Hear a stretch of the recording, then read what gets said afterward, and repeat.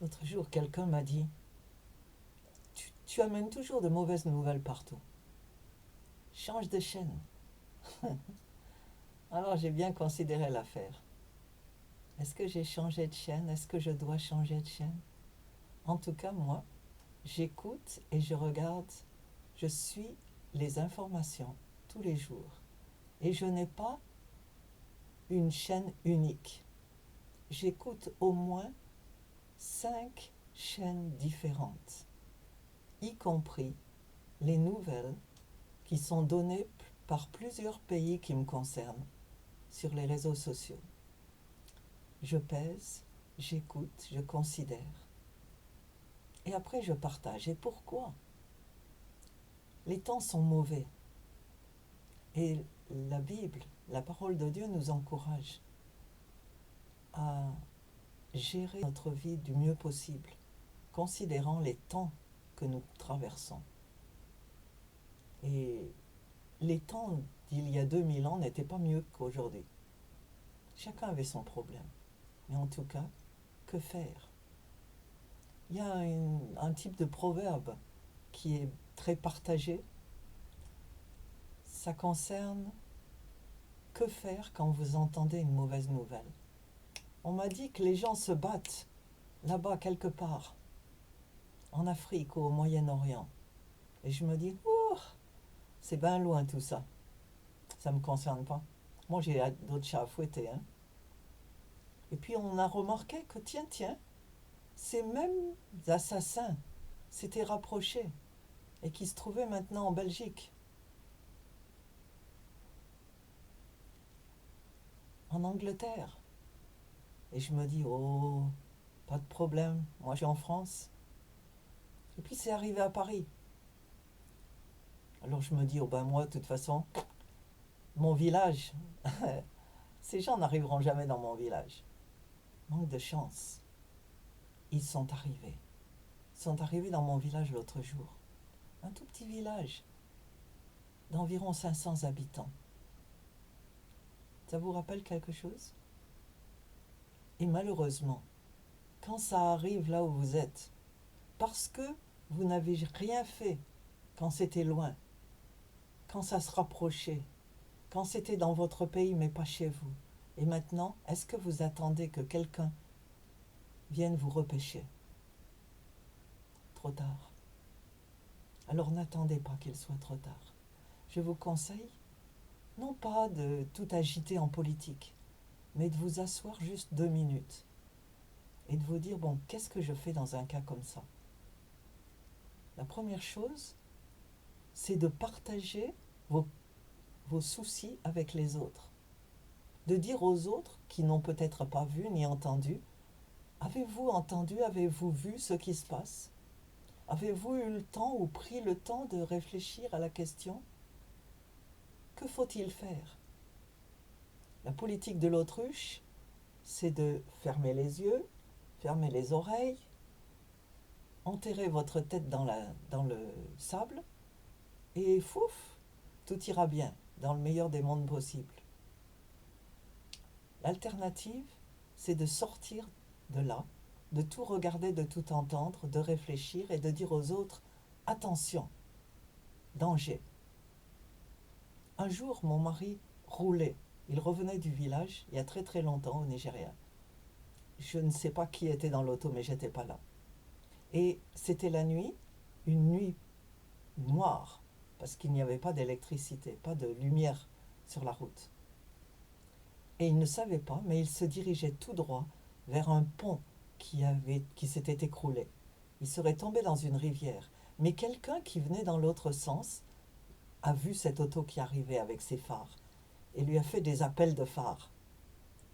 Mon mari s'est arrêté, l'autre aussi, et lui a dit « Tournez-vous, vite, retournez en arrière. Vous êtes là en train de vous diriger tout droit vers la noyade. » Si cette personne n'avait rien fait, en se disant « de toute façon, ça ne me concerne pas », ça c'est son problème à lui s'il ne sait pas. Aujourd'hui, mon mari aurait été enterré depuis longtemps. Il a été sauvé parce que quelqu'un a dit, a parlé. Alors asseyez-vous et décidez que vous allez être la voix de ceux qui n'ont pas de voix. C'est l'appel que nous avons de Dieu.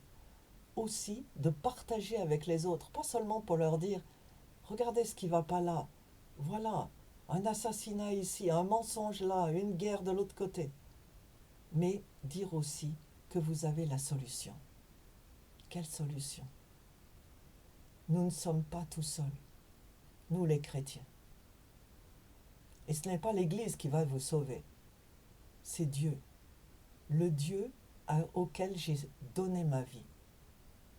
Ce Dieu avec qui je parle, ce Dieu qui me parle, qui me dirige. Il m'a ouvert la porte de sa maison. Il m'a accueilli chez lui et la Bible dit que le juste, celui qui a été justifié, pardonné, peut rentrer dans la maison, dans la forteresse que Dieu offre et qu'il y sera en sécurité.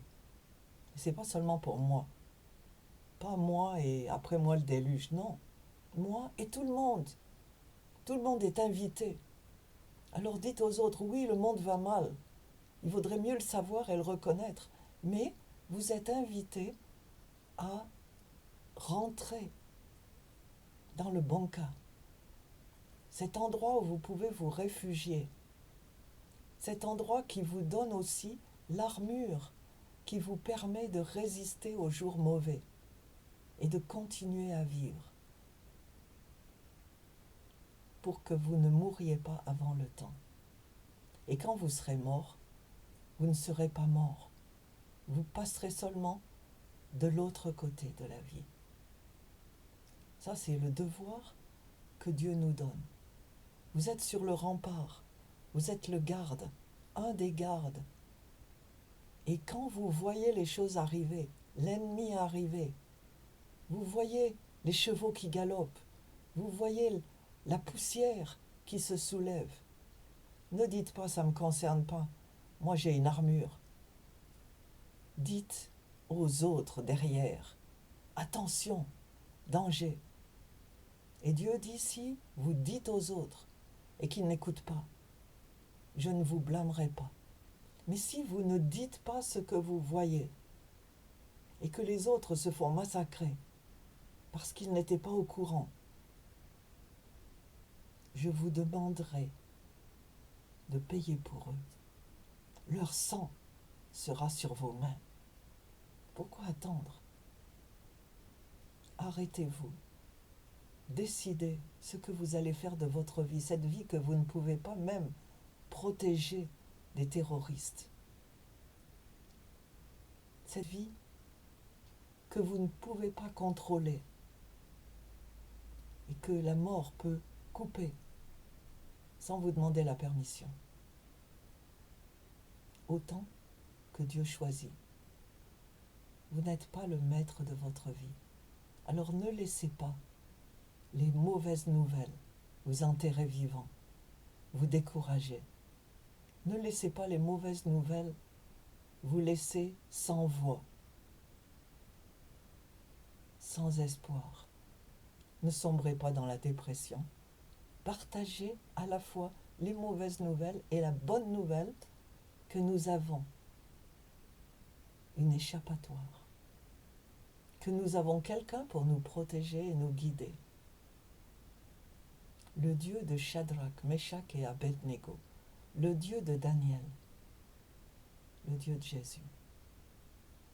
Alors, bonne nouvelle.